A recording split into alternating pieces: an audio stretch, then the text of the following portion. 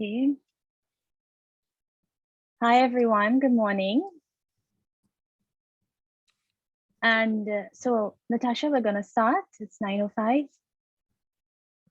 So hello, good morning, everyone, and welcome to this special geoscience seminar. I am Anastasia Babulal, and I'll carry us through the events of this seminar. So this is the first of two seminars geared towards providing our petroleum geoscience students with the role geoscience can play within the energy transition, climate change, and sustainable geoscience. Some guidelines before we start. If you would like to ask a question, please post them in the chat option below. Questions will be answered at the end of Dr. Dowey's presentation and as time permits. Allow me to present the Head of Department of Chemical Engineering, Professor Rafi Hussain, to share a few words of welcome. Thank you very much, Dr. Babulal. Good morning, students and colleagues, and good afternoon to Dr. Natasha Dowey.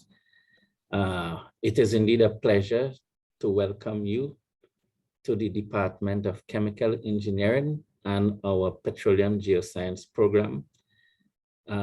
Dr. Natasha Dowey, Senior Lecturer from Sheffield Hallam University. Welcome to deliver this seminar on transferable geoscience skills for a more sustainable future to our petroleum geoscience students. Our students in petroleum geoscience are trained to understand the subsurface structure through our courses, well data, field trips, maps, software training, and how to apply the earth and physical sciences, technology, and engineering regulations required to explore and drill for oil and gas, and to quantify and produce oil and gas to surface safely and economically with environmental considerations. So we teach our students how to apply their knowledge and to solve problems. We also have to teach them how and to demonstrate how they can transfer this knowledge and experience or transferable skills towards a world energy transition drive and reduction in carbon footprint to zero carbon target. So this seminar is very relevant to our students, and I would like to thank Dr. Anastasia Babulal for making this seminar possible to our students. Dr. Natasha Dowey, welcome. And I will now ask Dr. Babulal to do the introduction. Thank you.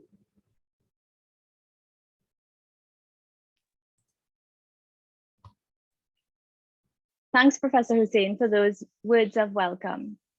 Now, on to our main feature. We are pleased to introduce our presenter today, Dr. Natasha Dowey. Natasha is a geoscientist with a varied career path. After a BSc in Earth Science, she gained a master's and PhD in volcanic stratigraphy and igneous geochemistry. She then spent 7 years working in the petroleum industry. At first for a small consultancy and then as a senior geoscientist with Halliburton. In industry, she specialized in unpicking the secrets of underexplored sedimentary basins, leading regional scale paleoenvironment projects in China, Mexico, and India, and basin modeling projects in areas of high subsurface uncertainty. In 2019, she returned to academia as a geoscience lecturer and has brought her interest in uncertainty analysis to her work on volcanic hazards.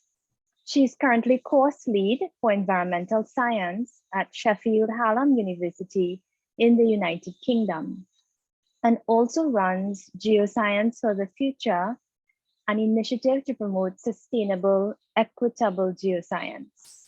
Today with Natasha, we are going to explore the topic, transferable geoscience skills for a more sustainable future. We hand you over now to Dr. Dowey. Hi all. Thank you so much, Dr. Babulal, for having me, and also Dr. Hussain for the introduction. I really appreciate being welcome to your department. It's a shame that I can't be there in person and take a flight, but you know, the wonders of Zoom means that I can join you all regardless.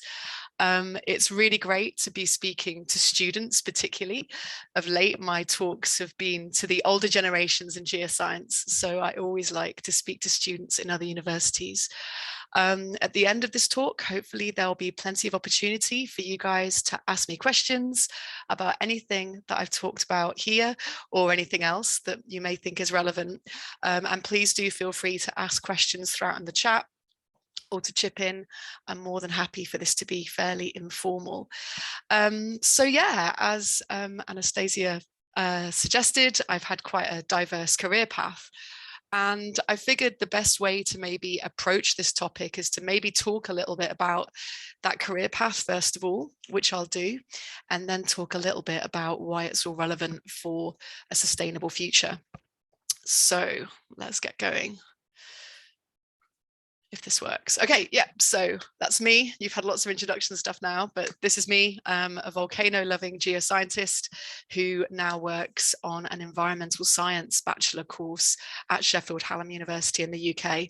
But I still do a lot of teaching in geology and really teach our geographers and environmental scientists now the kind of basics principles of geology, as well as continuing with my own research into hazards and uncertainty. So why am I talking to you guys if I, am a course lead for environmental science and work on volcanoes?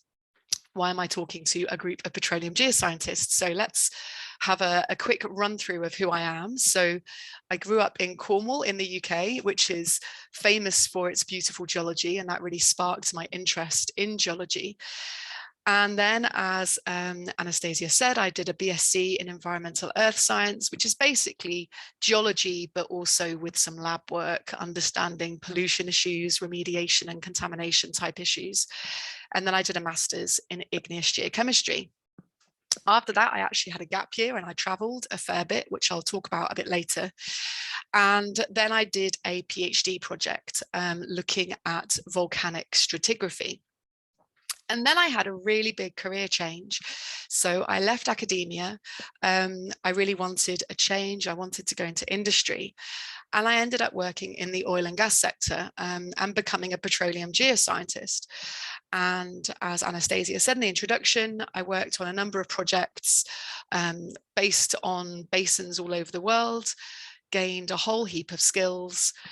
And then after that, had another career change and ended up back in academia, where I am now presently at. So what I'm going to do in this talk is really focus on the skills that I gained in some of these roles, and then talk about why that's all important to the bigger picture. And I guess the reason that I'm doing that is because I always like to instill the importance of the skills that you take and that you learn as part of your journey. And what I want to try and convince you of, which some of you are probably already aware of, is that petroleum geoscience in particular provides you with awesome transferable skills. One of my friends really likes this quote: "It's not the road you walk, it's the walking."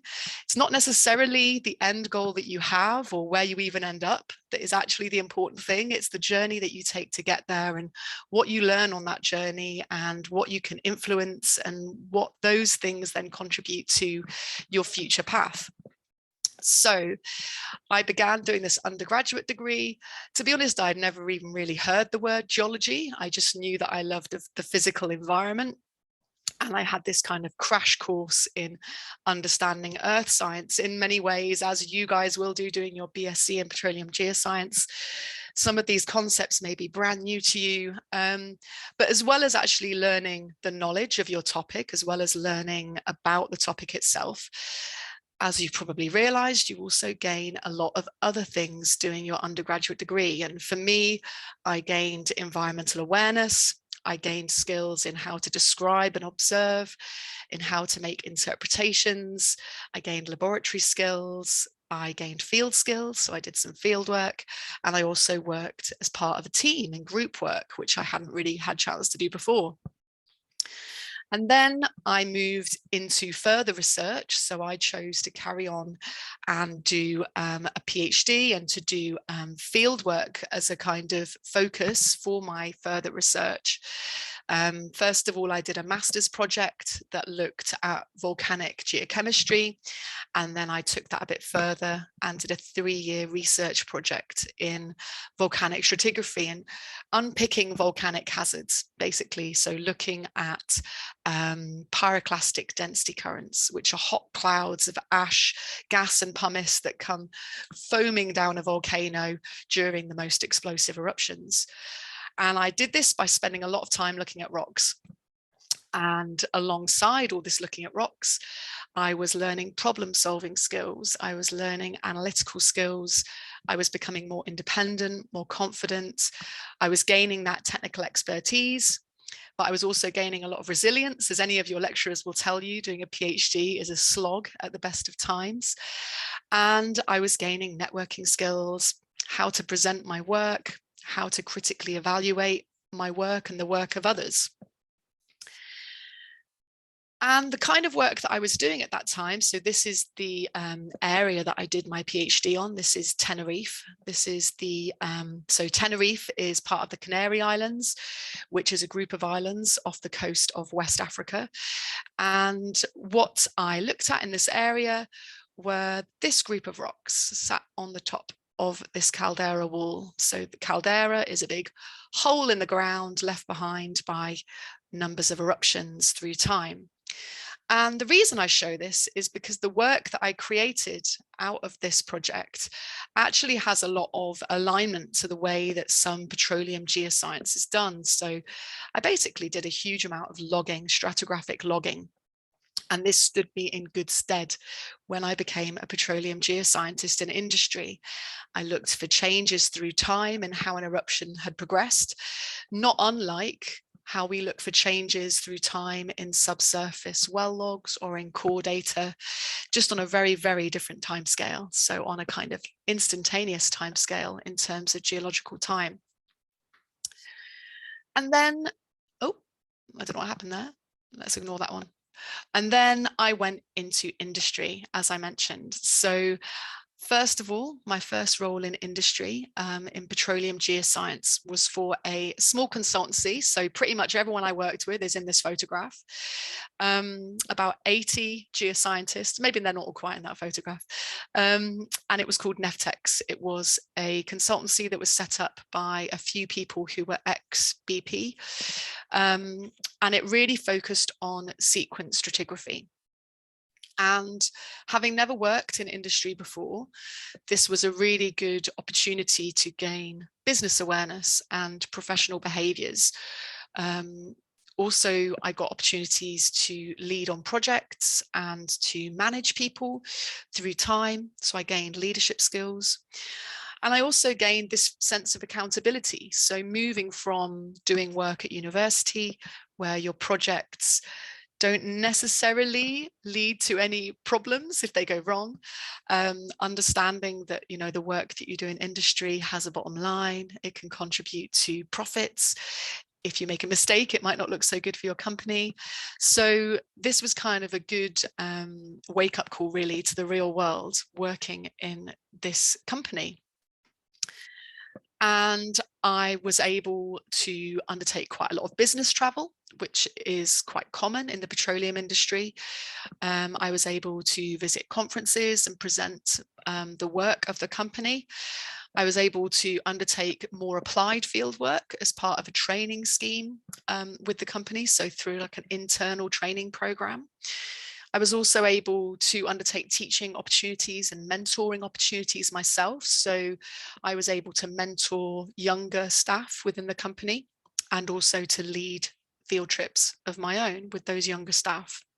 So again, this is kind of the whole other side, I guess, to the kind of day-to-day working on a petroleum geoscience problem. All those other skills that I gained were incredibly valuable and are still valuable to me now. And in terms of the knowledge that was gained, I was able to bring together so many different types of learning working in a petroleum geoscience consultancy.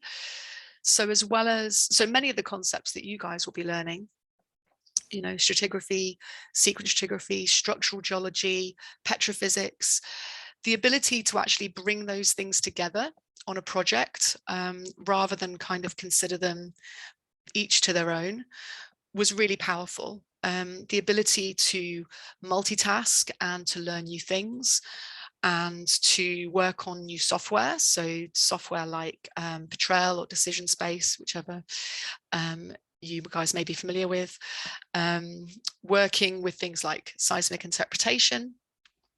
These were all really powerful in teaching me the power of multitasking, how all these different things can be brought together to tell a geological story.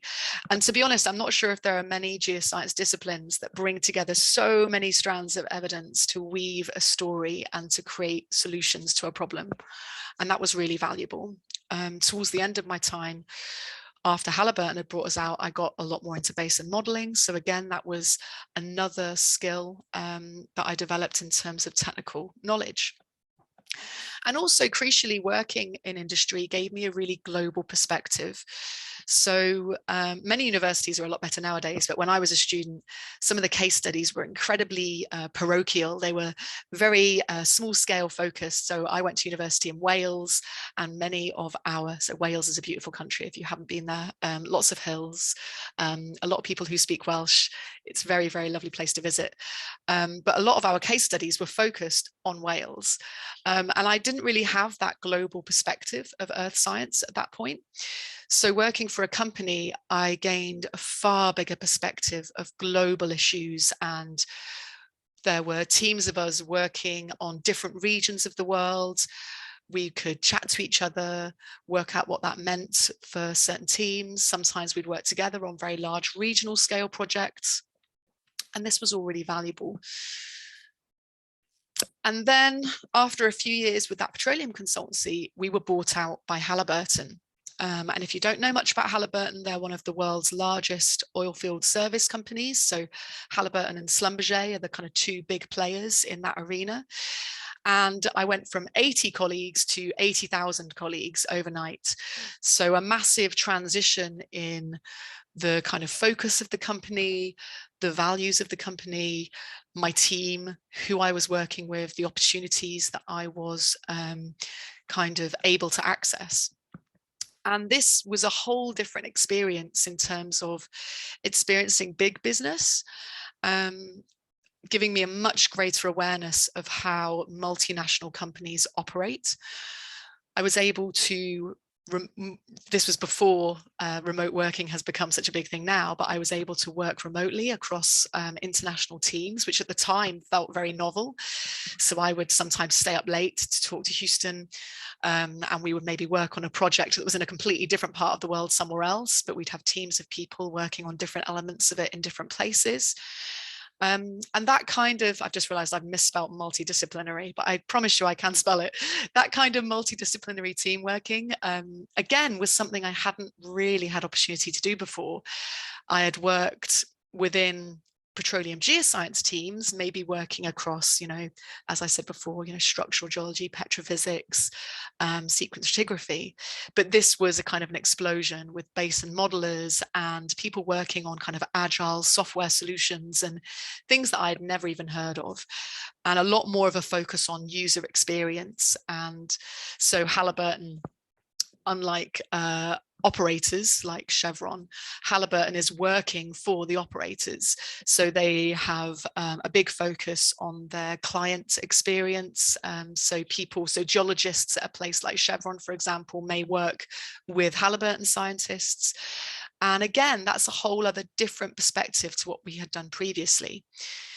There was also a good experience of the hierarchy of decision making that goes on in a very large company, and seeing how decisions that may seem straightforward can go through layers and layers and layers. And this idea of presenting a strong business case for ideas became much more important.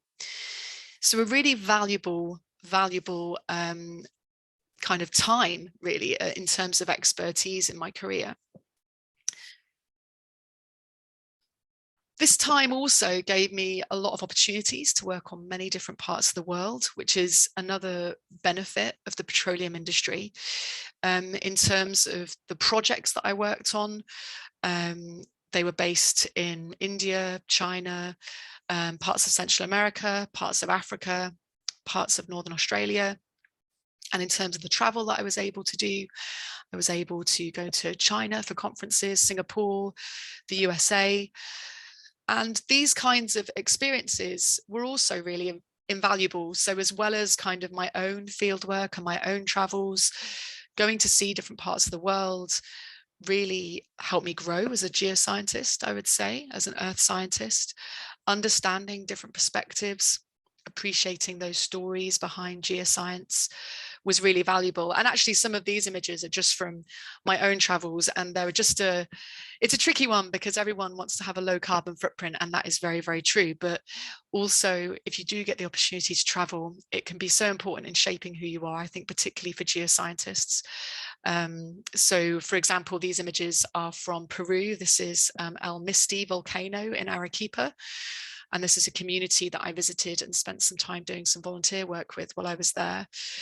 And this is in Laos, a community in Southeast Asia, looking at how they grow and create their kind of economy in chilies. And it all just helps you understand how people are having that relationship with the landscape. That I think that was the only downside, I guess, for me in terms of experiences within industry. Sometimes you feel a bit disconnected from the people on the ground, and it depends on where you work in industry. Because I worked in research, I was more in the kind of upstream research part of petroleum geoscience. I wasn't able to get as much community interaction as some elements of the kind of petroleum geoscience industry are able to. So through my own travels, through conference attendance, I was able to kind of fill that gap. So I guess the key question of this talk is, why does all this matter? What can you do with all these skills, and why is this relevant to the kind of sustainable energy transition? I guess one thing to say is, a lot of people say to me, why did you leave industry? Why did you come back to academia? And it's not as straightforward as I left the oil industry because the oil industry is bad. I would never, ever say that. We need oil and gas. We'll need oil and gas for a long while to come. But for me, it was more about the values of the company that I worked for. I found that working for a very, very large company just wasn't for me personally. Some people after the buyout were really excited because working for that size of a company gave them so many more opportunities for promotions, more opportunities for progression, more opportunities for travel. Whereas for me, I actually preferred a smaller company in terms of the values and the ethics of a smaller company. And also I really enjoyed teaching, and that became clear to me through the opportunities I had had in the company to work with internal training programs and to lead my own field trips and such. So again, in a way, working in industry helped show me that. It showed me that I actually really enjoyed the mentoring aspects of the job, the teaching and training elements of the job. And that was, in a way, what was a big drive for me to move back to academia. I certainly didn't move back to academia for the money, which is what some people often assume. It's definitely not true. So yeah, that's just to kind of explain a bit more about my kind of rationale for moving back. But in terms of what you guys can do with your petroleum geoscience skills, I would really say that the sky's the limit. So I'm going to talk a little bit about sustainable geoscience. And really what I mean by sustainable geoscience is this idea of sustainability, meaning meeting the needs of the present without compromising future generations. And it's clear that in general, geoscientists are crucial in a more sustainable future, whether that be thinking about our energy needs, which is obviously what we're talking about a little bit here, whether that be thinking about hazards. So obviously my original research kind of ambition was volcanology, which is what I've now kind of drifted my way back into again, whether that be environmental management, mining, water resources, water security, whether that be through geological engineering or whether that be through understanding change. And I guess it's really important to say that petroleum geoscientists are still really crucial to that too. It can be easy as a petroleum geoscientist to kind of look at an image like this and think, oh, well, where do we sit? Where are we represented in the future? But actually, if you look at how the world needs to meet the Sustainable Development Goals, petroleum geoscientists are really crucial still and will be for a considerable amount of time. So you guys may have seen this poster before, Geoscience for the Future. It was developed by the Geological Society of London in collaboration with a charity called Geology for Global Development. And what it does is that it maps different careers in geoscience to the Sustainable Development Goals as part of a kind of rationale of why geoscience is so important for the future. And you can see loads of different careers highlighted here, things like mining for battery resources, things like geohazard mitigation, glaciology and paleoclimatology. And what you can see strongly is that there is still a very critical petroleum geoscience focused element to this. Not only do we still need hydrocarbons, not just for energy, but also for materials and for manufacturing, for engineering, for logistics. We also will need the skill set that petroleum geoscientists have in some really critical technologies moving forward. So carbon capture and storage, energy storage, things like hydrogen storage. Okay. So when you look at this straight away, it's really clear that the kind of absolute applied technical skills that you guys are gaining are crucial. And then when you unpick things a little bit more, you can think about how your skills have really valuable applications outside of those kind of core obvious areas, if you like. So really what you are trained to do as a petroleum geoscientist is to predict, it's to bring together strands of evidence to predict change more often than not, and to problem solve, to try to find problems to what may be geological, to try to find solutions to what may be geological problems, engineering problems, maybe problems around uncertainty. Maybe some of you will go on to work more in the kind of business finance end of petroleum, where it's really problems around feasibility and logistical understanding. But there are lots of other ways that your skills can be directly applied into some of these other really crucial areas. So for example, applying that subsurface understanding to transfer to things like geothermal or nuclear energy, underground storage, using things like sequence stratigraphic analysis to understand not just past stratigraphic change, but also to understand global climatic change. And as I've already mentioned, using what may be seen as traditional petroleum geoscience skills like reservoir characteristics or basin modeling to understand new technological applications like carbon capture and storage, for example. And if you want to learn more about some of these, particularly some of the new technology kind of applications, although it is very UK focused, I'll give it that, the Geological Society has actually some quite useful documents around this. So for example, if you're new to things like the hydrogen economy, they have some policy statements that are really good at breaking down what this is, why geoscience is important in it. And actually, you know, it's clear even in some of these documents, it says many of the same geological skills, knowledge, data and infrastructure that have been developed within the oil and gas industry since the Industrial Revolution will be at the heart of finding, modeling, assessing and utilizing geological storage sites. So this is really critical. It's really critical. What you guys are learning will be very important moving forward. And obviously there is a lot of debate around the oil and gas industry in general. There is debate out there to get your teeth stuck into. And just recently, actually, on the website that I run, we published an article, What is the Future of the Oil and Gas Sector, with different people from within and without of the sector, kind of discussing its future, how geoscientists within that sector will be adapting and transitioning themselves, how those skills will be useful. So I recommend that you go and check that out.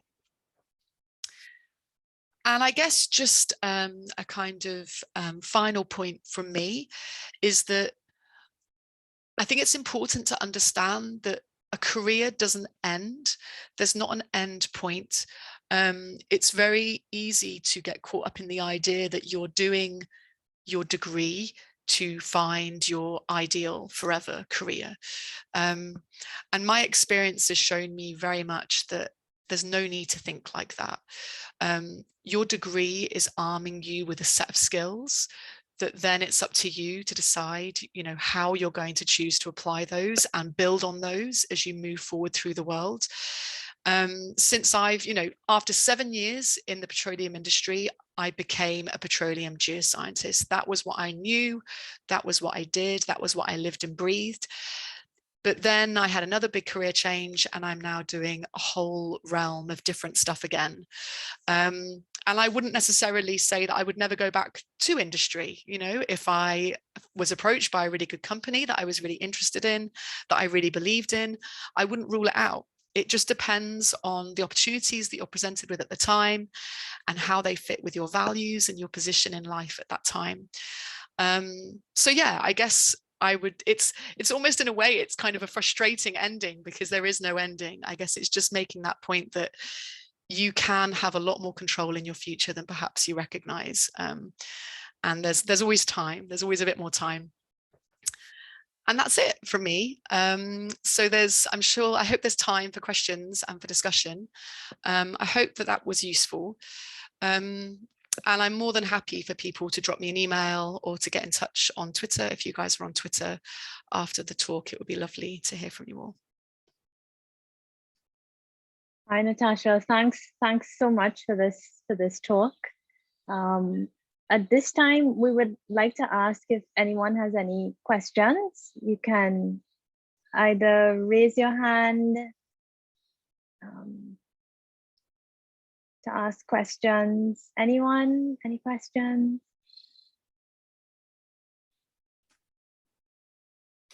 Don't worry if you don't. I'm used to students being very, very shy in Zoom forums. Okay, so we have a hand up, Ariana Usman. You can go ahead, Ariana. She's a PhD student. Yes, hi Ariana. My name is Ariana Osman. I actually help teach some of the undergraduates, and I know they may have questions, but it might come after the talk. So maybe you'll get lucky and they message if they don't message you now. Something that commonly comes up is that everyone feels so overwhelmed by making the right choice. And I loved your talk. In my case, I also worked in industry and then also returned. Even after taking a break, I traveled and did lots of other things as well.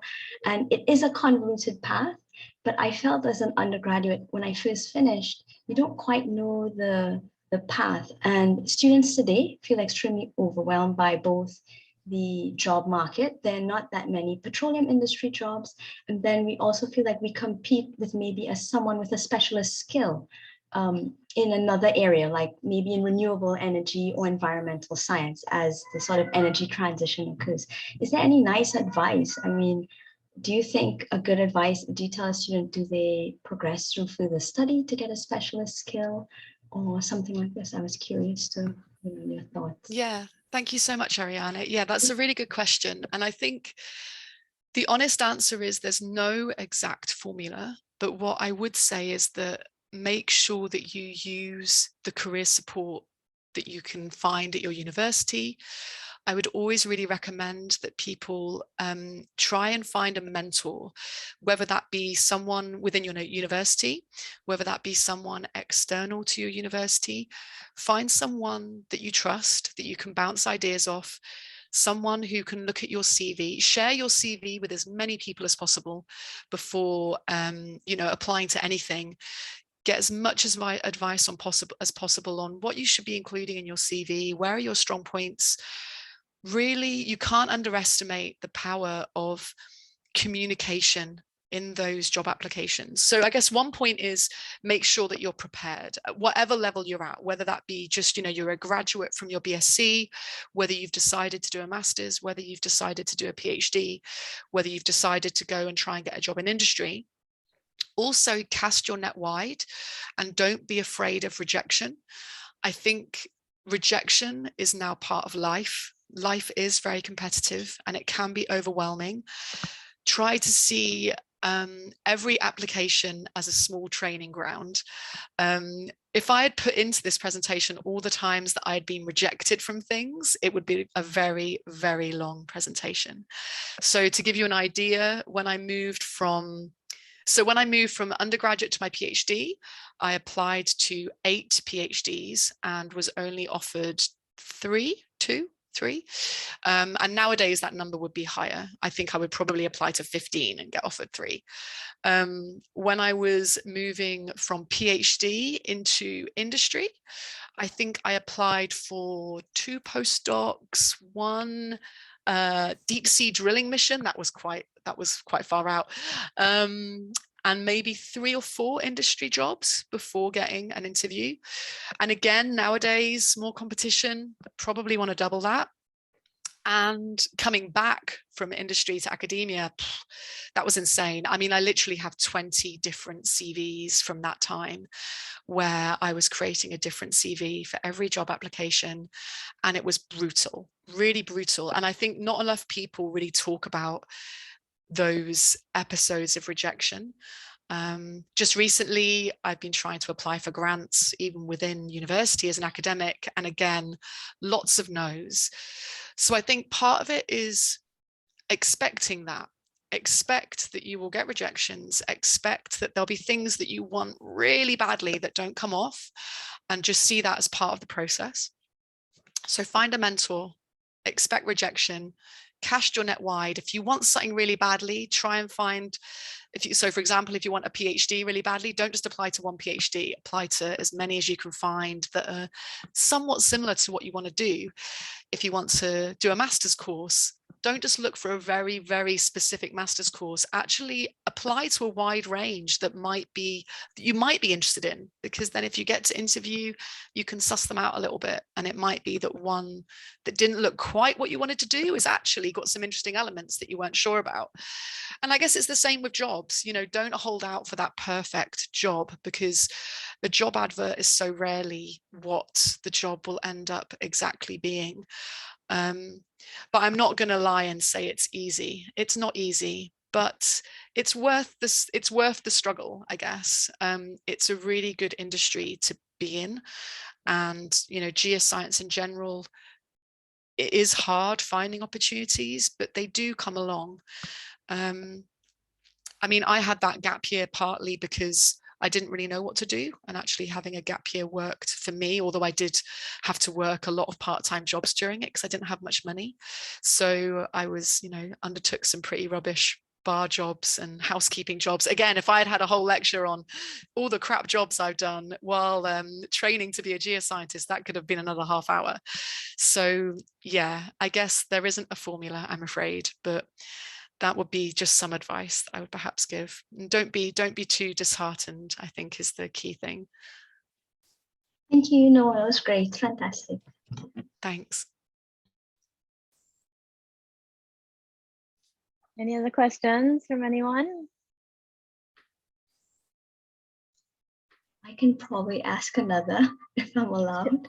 Sure, Ariana, go ahead. No one else has. I'm sorry, I take up all this. You guys can ask questions too, I guess I was thinking from the opposite end. So I know that you are a lecturer and you obviously had lots of time being able to be a mentor to many people and a good mentor. So I suppose I'm asking it from the perspective of teaching, and I guess for Dr. Babula and the rest of us, what can we do to provide that sort of stepwise mentorship? Because although we do teach, I have students in the past ask me, can I do something special? I'm looking for a job. 1 or 2 students have help me out in the field because I do lots of field work. And I tell them anytime you're interested and would like to, you know, they can join me in the field extra, you know, because these things I know add to your CV. But beyond that, like in the classroom, is there any kind of mentorship skill that we can really transfer to give our students some sort of advantage or, you know, useful skill? Yeah. No, again, I think that's a really good question. At Sheffield Hallam, we do build some of these things into our assessments. So particularly at level 3, so third year, what we do on some of our assessments is we make it, so there'll be an assignment, but then part of the assignment grade will actually be directly related to a feedback process that the students have to do with each other. So actually teaching students how to feedback to each other, how to review each other's work, how to communicate supportively with each other. And we find that works quite well because although students are used to doing group work, they may not be used to actually giving each other that kind of positivity and constructive critique. And that's kind of a building block to mentorship, you know, kind of supporting each other in those roles and actually making it part of the assessment that they have to do that. Something else that we do that actually we did at my previous university, so I worked at the University of Hull before moving to Sheffield Hallam, and both of those universities are really keen on providing more industry awareness for students. And we had a module that's called professional experience. So here it's called professional experience, and back at Hull it's called professional consultancy projects. And it's basically a module where students connect with companies, and a company might set a brief, and then the students work in groups potentially to try and address that brief. So that's kind of giving students that live industry experience, I guess. But as you guys may know, if you work with industry for projects or for any other things, they can be really difficult to manage, dependent on the companies available, dependent on the time that those companies have. In terms of internal mentoring schemes, we're recently developing an internal kind of peer-to-peer mentoring scheme for students at different stages. So trying to encourage third year or master's level students to actually mentor first year students, so that the students have someone closer to their own age to give them help and support. And also the older students then gain that kind of sense of belonging, sense of community. But all of these things do take time, they take resources. And that's something that in academia are both in incredibly short supply, and they aren't always easy to get set up. So I guess what I would say, it's a really good question. And the fact that you're even thinking it shows how lucky your students are. But it is tough. It's tough to create formal devices to recognize some of these skills because so much time needs to be spent teaching the technical stuff. So yeah, it's a really tricky one. Oh, thank you so much. That was really great advice, actually. I wrote some of the points down and could try, hopefully, in years to come, develop some of those skill sets if I'm around. Yeah. Awesome. Thank you. Do we have any questions from our students? Yes, so I'm seeing Jordan's hand is up. Jordan is a year 2 undergrad within the Petroleum Geoscience program. Jordan, you can go ahead. Hi, good morning. I'd like to just firstly say thank you very much for coming out here today and presenting. I really enjoyed your presentation a lot, and I'm sure others in the undergrad program as well enjoyed it. So I listened on to the presentation, and I said I really enjoyed it a lot. And I would like to know, do you think sustainable geoscience has a role to play in the oil and gas industry in particular in the future? Because I know you mentioned in terms of alternative energy sources and how they can be used, but I'm asking more in terms of the oil and gas industry, and where do you see it being exactly? Thank you. Yeah, Hiya, thanks, Jordan. Nice to meet you. Yeah, it's a really important question. I mean, just as one kind of little anecdote, when I was working for Halliburton, and this was maybe 2018, I was working on a basin modeling team, and all of our work was around oil and gas, and it was around predicting uncertainty, mostly in offshore fields, in poorly explored offshore areas, so kind of conjugate boundaries like offshore West Africa, for example, and very traditional conventional oil and gas. And at some point in that year, it was not long after a lot of hype had been created around the 2015 IPCC report. I went to my manager and I said, look, you know, the skills that we're using here could be applied to CCS. You know, we could be looking for reservoirs that could be used for CCS. And at the time they said, look, we can't do that right now. The industry isn't going in that way. We kind of have to go with the rest of the industry. It's just not going to happen. And I was really despondent. I remember coming out of that meeting, I remember it really, really vividly, like, oh God, there's just no change happening. This is so frustrating. And then I left industry not long afterwards, so 2019, partly because of conversations like that. I was frustrated at the kind of lack of progressive spirit, if you like. And then now I look, and every single person I worked with on that team is now called a carbon capture and storage expert. That whole team is completely changed. Their whole focus is now on carbon capture and storage. So that's just one team in one company, you know, in one country. But that happened in a very short space of time. It was like the whole industry just pivoted. So change is happening. I also went to a talk by Equinor, so previously Statoil, the very big Norwegian energy company. And the talk was all about blue fuel. You know, it was all about blue hydrogen. It was about carbon neutral barrels of oil, which again, that was just crazy, the thought of it. But what it did show me was that Equinor were a really progressive company who were really trying to get ahead of the curve and think about these issues, thinking about how can we produce oil and gas, but do it in a way that doesn't create any carbon dioxide. And even though there's a lot more that needs to be done before that, you know, we need to talk about the actual burning of the oil and gas that comes out of the ground. Even the fact that at that stage, this was a few years ago now, even the fact that at that stage they had started to say, okay, well, we recognize that actually even us taking the oil and gas out of the ground creates a huge amount of carbon dioxide. So they were starting to think about, you know, sustainable barrels of oil and gas. I think things are changing. One of my friends works for BP. She's a reservoir quality expert working previously on massive projects in the Gulf of Mexico. Again, she's now completely CCS, the stuff that she does. So I think within the industry, things have changed dramatically, even in the 3 years since I left. And I think they'll continue to change. I was at an energy transition conference last week. Again, there was a presenter there, I think from Equinor, but maybe in a different company, but their whole talk was around hydrogen storage, blue versus green hydrogen, what it all means for the oil and gas industry, how they can do it, how they can, you know, store this hydrogen as a carbon neutral energy source.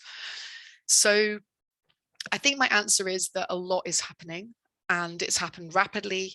And I think my gut instinct is that those changes will continue to happen. COVID has been another very significant kind of transition for the oil and gas sector. Everything is in massive flux right now. It's very difficult to predict how some of the big operators will change in the next few years. I think the one spanner in the works is the situation in the Ukraine, which I think has changed things a little. Particularly so in, like, for example, Europe's policy on resources has suddenly become very focused on getting rid of, you know, reliance on certain countries in terms of their oil and gas production. And in a way that may end up being a positive thing for the drive for companies to transition. So yeah, sorry, that was a really digressive answer. But I guess my point is, I think, yes, I think sustainable geoscience is finally having a really significant impact on the oil and gas industry. I think personally, it could be doing more and it could be happening faster. But for what has always been quite a conservative industry and a conservative sector in the past, I think that the last few years have been surprising. You know, big companies like BP declaring that they're going to be net zero by X date. That is positive. A lot of people are still very negative about the oil and gas industry, but there are positive things happening. Thanks, Great. Natasha. Thank you very much. Okay, great. So if you all have any additional questions, we can definitely follow up with Dr. Dowey. Professor Hussain has a question. Oh, sorry. Thank you very much. Excellent presentation, Natasha.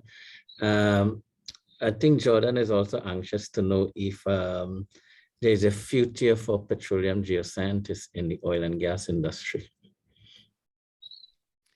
Yeah, and I think what we still haven't, it's a very good question, you know, so I've talked a lot about transitioning and about people moving into CCS, moving into energy storage. I think that petroleum geoscientists will still be working on those things. And also there's the elephant in the room of all the other things that the petroleum geoscience industry does. It actually isn't just about energy. Yes, that is a large part of it, but there are still a number of applications of oil and gas that we don't have sustainable or cost efficient or sensible kind of solutions for yet. You know, things like fertilizers. There's a huge amount of oil and gas is used in fertilizing industry. Things like medical plastics. You know, and that's just two tiny examples in the vast spectrum of how oil and gas is used. So for the lifetime of this cohort of students, personally, I would be very surprised if petroleum geoscience goes completely off the agenda at any point. And these energy companies won't be going anywhere. They may be repackaging, they may be reapplying, they may be using their expertise in new and technologically innovative ways, but ultimately they will still need people with petroleum geoscience skills to be in those roles, people who understand how the subsurface works, people who understand how to predict change through time and how to analyze the planet. Those kinds of skills like seismic, like core skill interpretation, they're going to be used. They're going to be used for a very, very long time. Okay, thank you. And we do have an internship program. And do you see this program as being an effective way of having our student or putting them in a direction that they will in for an area specialization? And should they just treat it as another means of just passing the program and getting a degree, or treating it as a way that will chart their area of specialization in petroleum geoscience? So when you say internship program, do you mean that your students go and work with a company? Yeah, they spend some time at the company doing a project. Yeah, I mean, as I kind of mentioned before, I think any opportunity to get students out of the classroom and into real world applied situations is incredibly valuable. I think sometimes internships can be problematic because they may not be kind of equitably accessible to all students, but if they're done in an equitable way and everyone has access to them and everyone has opportunity to apply and to take part, I think that they can be incredibly valuable. And in a way, they can be incredibly valuable in showing you the things that you do enjoy versus the things that you don't enjoy. You know, one of my friend actually, who is in this role in BP, she did, I think, 2 different internships kind of during her undergrad and then did another one later. And one of them she absolutely hated it, but that's not necessarily a bad thing. I think, again, it comes back to this idea of using those opportunities to show you what you do want to do, even if you get there by seeing, oh, actually, I really didn't enjoy doing that particular thing. So again, going into internships with more of an open mindset of this doesn't have to all be amazing. This doesn't have to be incredible every single day. It's showing me one view. what I have found just from working in 2 companies is that those 2 experiences were so dramatically different. And, you know, different companies, different teams within companies, different regional teams within those companies, they can be like different countries. You know, it's seeing it, I guess, seeing the internship as just one part of the puzzle and not the definite solution, I guess. But yeah, in theory, amazing that you have those opportunities for your students. And, you know, I would definitely recommend that students take them. Great. Thank you very, very much. Okay, so now we call on Ms. Kenise from Jari. Kenise is a final year student in the Petroleum Geoscience program, and she's going to give the vote of thanks. Hi.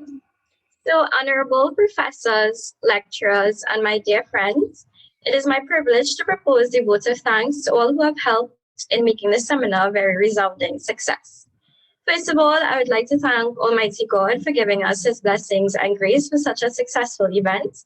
I would like to warmly thank our distinguished guest speaker, Dr. Natasha Dowey, Senior Lecturer at the Sheffield Hallam University, for gracing today's session and for making an excellent presentation about the necessary transferable geoscience skills and competencies for the creation of a more sustainable future. It was absolutely inspiring and thought-provoking to see the global perspectives of the numerous applications of geoscience. Granted that there is an ongoing energy transition that demands this of the upcoming geoscientists. It definitely provided a new outlook on geoscience for sustainability for our program here at the UWI. And without a doubt, I know the expertise and wealth of knowledge you've shared will continue its legacy with us in the future. I would also like to express a sincere thanks to the head of the Department of Chemical Engineering at the University of the West Indies, Professor Rafi Hussain, not only for your presence here at the seminar, but for your warm and welcoming introduction. I'd also like to express my gratitude towards the institution of the University of the West Indies, specifically the Department of Chemical Engineering, along with all the other coordinators for organizing this event. It definitely was a great success. So Dr. Anastasia Babulal, thank you for being an outstanding host. Your dynamic personality set the tone for the rest of the session, and that made it even more enjoyable. And finally, I thank the wonderful students who have showed up for this session. Thank you so much for your willingness to participate and your cooperation. Once again, this event would not have been possible without everyone here today. Your support, motivation, and dedication does not go unnoticed. So thank you. Thank you for that. Thank you so much, Kenise. Thanks, Kenise, for that vote of thanks. Okay, so again, we would really like to thank Dr. Dowey for her fascinating, dynamic talk. And again, we would like to thank the students for attending and making this event possible. Before we close, look out for next Tuesday for our second seminar with Professor Chris Jackson. He's the current chair in Sustainable Geoscience at the University of Manchester in the United Kingdom. So until next week, keep safe, everyone. Bye for now. Thanks, everybody. Thanks so much, Anastasia. Okay. Bye, Doctor. Cheers. Thanks. Thank you very much, Dr. Hussain. Thanks for having me, everybody. Bye-bye. Welcome. Bye, Natasha. Thanks, Natasha. Hi, Dr. Dowey.